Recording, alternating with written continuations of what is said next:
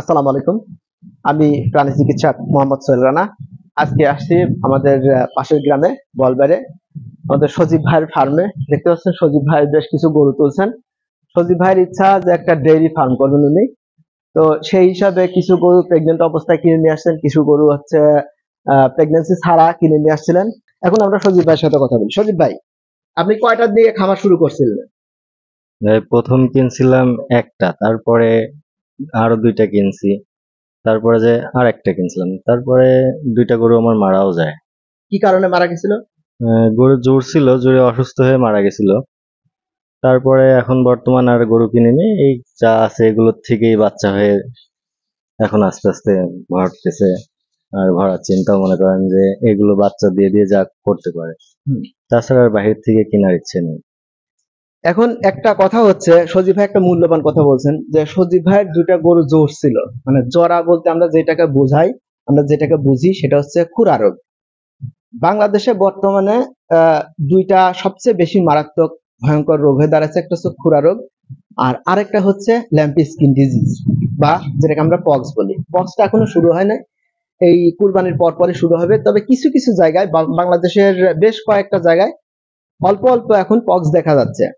তো একটা খামারি সামান্য কিছু টাকার মানে অভাবে, আমি অভাবে বলবো কি জন্য, অনেক সময় দেখা যাচ্ছে এই গরুগুলোর খাবার মেনটেন করতে পকেটে টাকা থাকে না। ওই কারণে দেখা যায় যে ওই আবার সময় মতো ভ্যাকসিনটাও পাওয়া যায় না, সরকারি ভ্যাকসিন পাওয়া যায় না। আবার কোম্পানির যে ভ্যাকসিন গুলো সেগুলো অনেক দাম, যার কারণে খামারিরা অনেক সময় ভ্যাকসিন দেন না। না দেওয়ার কারণে এই খামারিগুলো লসের সম্মুখীন হন।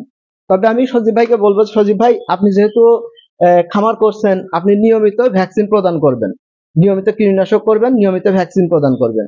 আর সেটা হচ্ছে কি আপনার একটা কাজ করতে হবে যে খুরা রোগের ভ্যাকসিন প্রত্যেক 6 মাস পর পর দিতে হবে। আর যে ল্যাম্পি স্কিন ডিজিজ বা পক্স এর কথা বলি, সেটা বছরে একবার দিলেই হয়। ঠিক আছে, এই ভ্যাকসিন গুলো আপনি দিয়ে নেবেন। আর সেই সাথে সাথে গরুর সুষম খাবারের ব্যবস্থা করবেন। বর্তমান সময়টায় ইউটিউবের প্রচণ্ড দাপট, চটকদার বিজ্ঞাপনের কারণে অনেক খামারি ভাইরা অতি উৎসাহী হয়ে কিছু খামার করে থাকেন। অনেকেই দেখা যায় যে 10 লাখ টাকায় একটা গরু থেকে 10 লাখ টাকা বা 20 লাখ টাকা বা 30 লাখ টাকা ইনকাম করছে। কেউ কেউ ঘরে বসেই সামান্য একটা গরু দিয়ে 50 লাখ টাকা পর্যন্ত ইনকাম করছে। কেউ আবার দেখা যাচ্ছে যে আম গাছে কাঁঠাল ধরায় ফেলছে, কেউ আবার দেখা যাচ্ছে পেঁপে গাছে তরমুজ ধরায় দিছে। এইটা টাইপের চটকদার বিজ্ঞাপন দেখে আমাদের খামারি ভাইরা অতি উৎসাহিত হয়ে না বুঝে অনেক খামার করে থাকেন, যেই কাজটা সজীব ভাই করেননি। উনি নিজে পরীক্ষামূলকভাবে আস্তে আস্তে শুরু করছেন। শুরু করার পরেও ওনার একটা ভুলের কারণে উনি ভ্যাকসিন দেন নাই বা অসুস্থ গরু কিনছিলেন, যার কারণে উনি ওনার দুইটা গরু মারা গেছে। তো আমি আশা করব আপনারা যারা গরুর খামার করবেন বা যে কোনো খামার বা যে কোনো কিছু করতে যাবেন, অতি উৎসাহিত হয়ে কোনো কিছু করবেন না। আগে সেই জিনিসটা সম্পর্কে প্রপার প্রশিক্ষণ নিন। দরকার হলে আপনি সেখান থেকে একটা ফার্মে যান, সেখানে কিছুদিন কাজ করেন, সেখান থেকে কিছুটা দেখেন, শেখেন, তারপরে আপনি নিজে এসে শুরু করেন।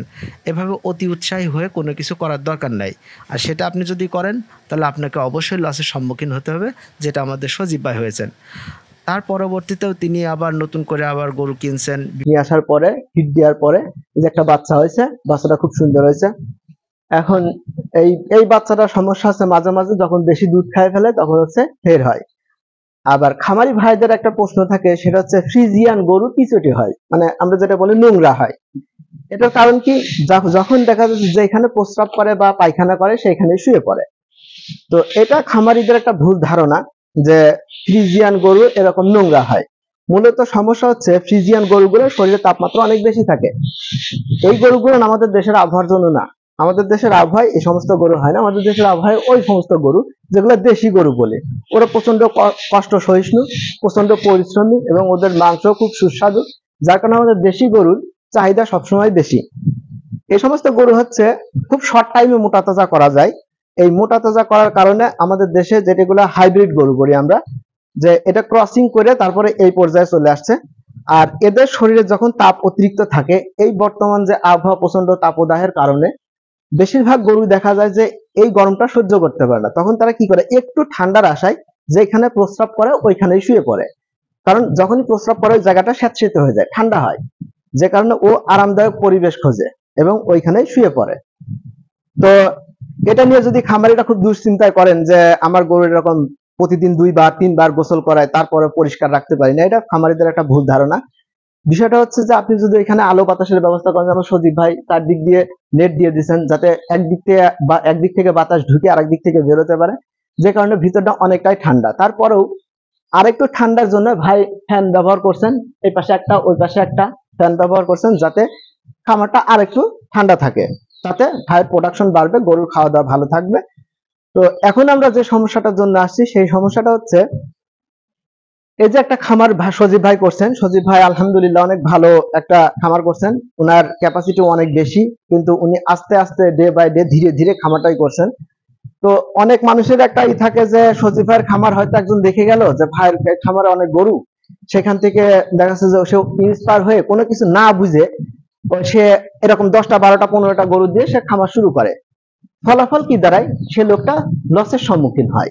তার একটাই কারণ, একটা জিনিস করতে গেলে সেই জিনিসের প্রপার ট্রেনিং এর দরকার আছে, বাস্তব একটা প্রশিক্ষণের দরকার আছে। এই গরুগুলো যখন সে লালন পালন করবে, লালন পালনের একটা ব্যাপার স্যাপার থাকে। তো সেই লালন পালনটা তাদের পিছনে কতটা সময় দেওয়া লাগে, কতটুকু শ্রম দেওয়া লাগে, কি কি খাওয়ানো লাগে, যদি এই বিষয়টা যদি একটা খামারি না বোঝে, তখন সে দেখাবে কি সে প্রচুর পরিমাণ দানাদার খাবার খাওয়াবে, প্রচুর পরিমাণ খুদের ভাত খাওয়াবে, এরপরে দেখা যাবে কি প্রচুর পরিমাণ ছাল খাওয়াচ্ছে, কিন্তু গরুর শরীর স্বাস্থ্য বাড়তেছে না। আর একটা সাধারণত একটা গরুর অনেক বেশি খাবার লাগে না, কিন্তু যদি সুষম খাবার খাওয়ানো যায়, যদি পুষ্টি গুণ সম্পন্ন খাবার খাওয়ানো যায়, তাহলে অল্পতেই খামারটাকে পরিচালনা করতে পারে। এখন সজীব ভাইয়ের এই গরুটা কিছুদিন আগে দেখতে পাচ্ছেন, এটা 17 দিনের বাচ্চা, 17 বা 18 দিন এরকমই হবে। এই গরুটা যখন হয় তখন এর দুধের পরিমাণও কম ছিল, এখনো সেই লেভেলেই আছে। আমি সজীব ভাইকে সাজেস্ট করছিলাম, উনি সবসময় আমার পরামর্শ নেন, দেখা হইলে পরামর্শ নেন, আমার কাছে সরাসরি যায় পরামর্শ নেন, আবার কিছু কিছু সময় আছে উনি ফোন করে আমার কাছ থেকে পরামর্শ নেন। সেই পরামর্শ অনুযায়ী একটা খামারের যদি খামার থাকে, সেখান থেকে যদি ডেইরি ফার্ম হয়, যদি দুধের পরিমাণ যদি উনি বাড়াতে না পারেন, তাহলে যে পরিমাণ খাবার খাবে সেই পরিমাণ আউটপুট কিন্তু দেবে না, সেই পরিমাণ দুধ ওরা আসবে না, তখন একটা খামারি লসের সম্মুখীন হয়।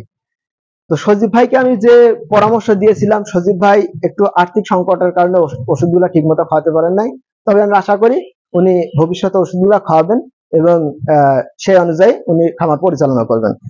আর যদি আপনার গরুর আল্লাহ না করুক যদি কোনো সমস্যা হয়, আমার পরামর্শ চাইলে আপনি অবশ্যই পরামর্শ পাবেন। অবশ্যই। ধন্যবাদ সবাইকে।